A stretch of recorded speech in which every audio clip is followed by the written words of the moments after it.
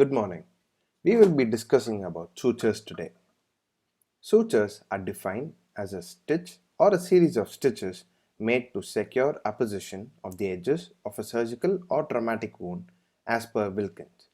Silverstein in 1999 defined it as any strand of material utilized to ligate blood vessels or approximate tissues.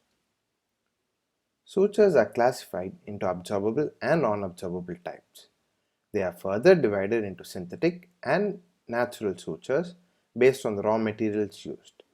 An example for an absorbable synthetic suture is Vicryl, and a non-absorbable synthetic suture is nylon. They can also be classified as monofilamental like Prolene and multifilamental, for example silk. Instruments which are required to place the suture are a needle holder, a suture needle, and a suture material. The needle holder has a ratchet to lock the needle in the beaks of the instrument. A suture needle has a tip, a body, and an eye. The tip of a suture needle can be taper point, paper cutting, reverse cutting, or a conventional cutting point. A taper point tip is used to suture oral mucosa. The body of the needle is of various dimensions. The 3/8 circle is commonly used in the oral cavity. The needle end can be of two types. A swag needle is where a suture material runs into the needle, and the eyed needle is where the suture is to be threaded manually.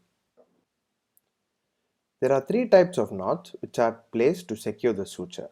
They are the square knot, the granny's knot, and the surgeon's knot.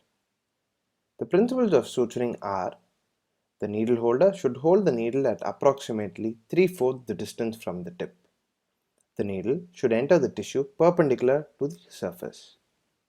The needle should be passed through the tissue following the curvature of the needle.